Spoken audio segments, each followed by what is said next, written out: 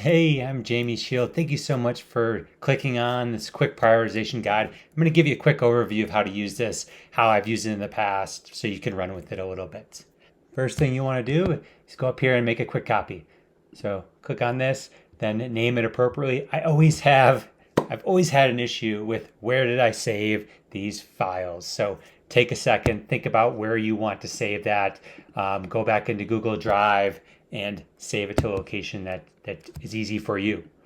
And then it's going to open up to this blank page right here with some instructions over here. Tried to lay them out very intuitively to what's going to work for you, but I will walk you through them real quick. Use this exhaustive list of ideas, this tab, to create a list of potential ideas that are going to move the needle for you. Could be driving down operating costs, could be creating more revenue. So you have to define what impact, what value means to you, and how you're going to rank. One way we've done in the past is come up with your list of ideas. You want to share this across your team with a bunch of folks and get ideas in here. It's going to be kind of your online repository of continuous improvement ideas. And then once you get, 20 ideas in here, maybe find that idea that's going to create what you think is the most value, and then put that as a 10. Here's an example list. So you want to find that one that's going to create the most value and put that as a 10, and then something that's going to have the least value, maybe put that as 0. And then you have those boundaries. Same thing for ease of implementation. The easiest thing, make that a 10. The hardest thing, make that a 0. And then you have that bounds of what easy versus hard is, what low versus high impact is as well. A list of some example ideas. I will copy and paste this just to show you what the process is a little bit. So you'd be in here, your whole team would be in here.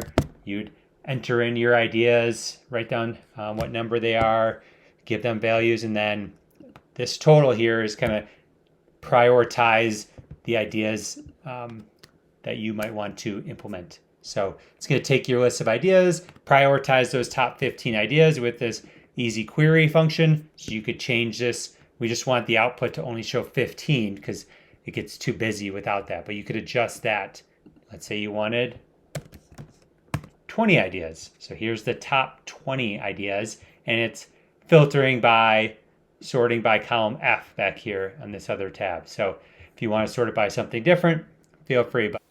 And then you'll have this beautiful chart of your prioritized ideas by number. And you'll be able to, as a team, prioritize which ones from here. Like I said, this could either be used to prioritize the top 15 to move into a workshop, or this could be used to which ideas do we want to move forward with. Ideally, there'd be a few up here that hey, let's go and do those. I'd say this is still a no-brainer. Let's go and do 11. It's going to be super easy to implement. And then come over here and say, do we want more of a project?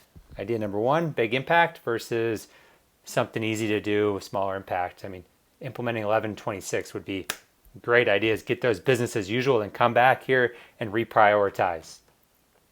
If you did change this from 15 to 20, you're gonna have to come here to this edit chart and then change this number as well from 16 to 21, and then they'll add the other. That's how I envision using this. So make sure you make a copy of your own. Maybe each team, maybe if you have a marketing team, you might want to use this.